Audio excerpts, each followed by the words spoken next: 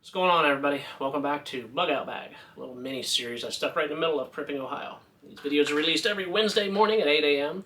and will in no way affect Prepping Ohio's bi-weekly or sometimes weekly uploads. Today is episode 4, and what's in the bag today? It's not really in a bag, it's right here. It's this little thing. What the hell is this thing? Let's check it out.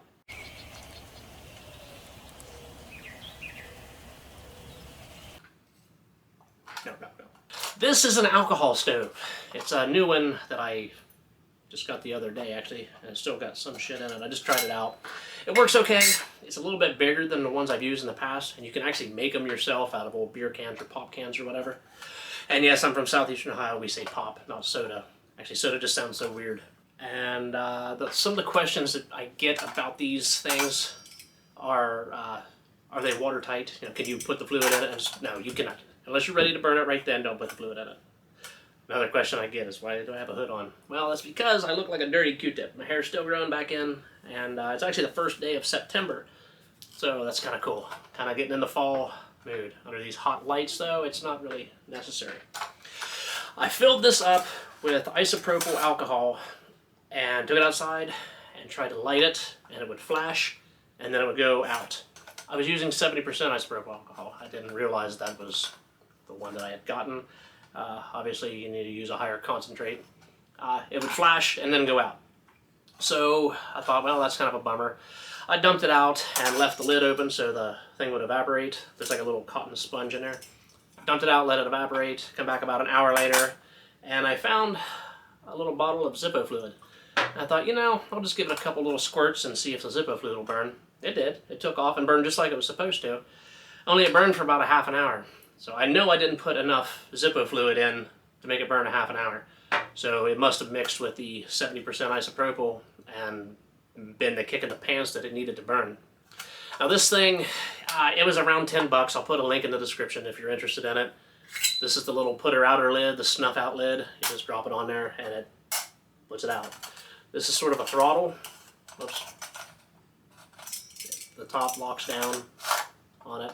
And this is sort of like the throttle. These little holes on the side let air in. The flame comes out of the middle. You can kind of shut it down or crank it all the way open.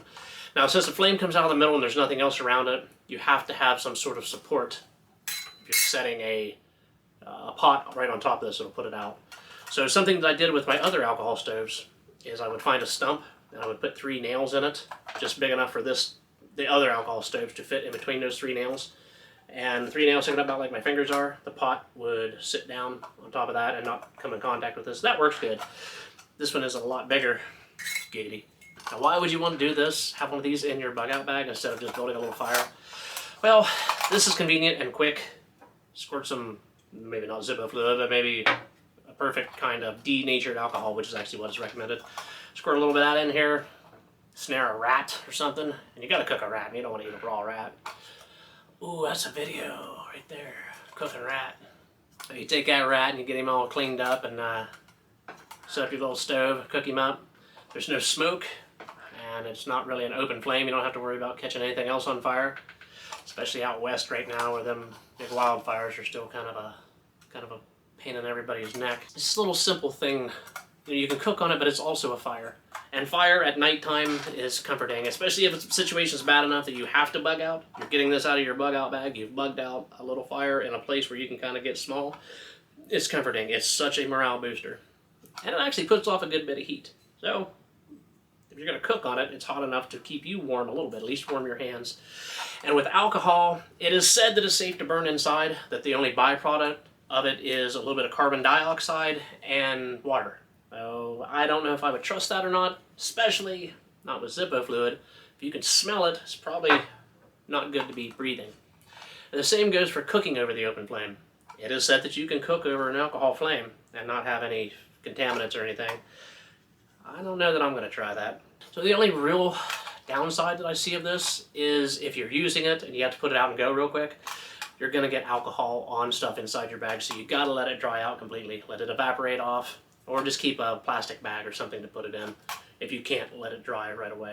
And another thing, if you put too much fluid in it and you're done cooking, you snuff it out. I mean, you've got to try to get that alcohol back in the bottle, and that's, it's just a mess. It's easy to get stuff all over the place. And kind of the biggest thing that I've noticed about this is ain't too much stealth with it. And that is because when you take it apart, this little wick part inside is separate from the bottom container, and it rattles inside here. That can be remedied by just wrapping it up in a little hanky, just like the last bug out bag video. Something I wish about the snuffer, I wish it would lock in here somehow and stay with it. So when you put it in the bag, this thing isn't separate floating around. Other than that, you know, it's worth the investment. It's like 10 bucks, so you can't really complain about it. And you could try your hand at making your own, but exercise some caution. They're pretty dangerous. Got the crap out of myself several times trying that. Well, that's about it for today, folks. We're in front of the green screen again because it's still raining. Like, this is April. It's not April, but it's April. September is the new April, I guess. So, I guess that's it. Hope you enjoyed the cool little background. Get an alcohol stove. Links in the description. Thanks for watching. And as always, have a good one.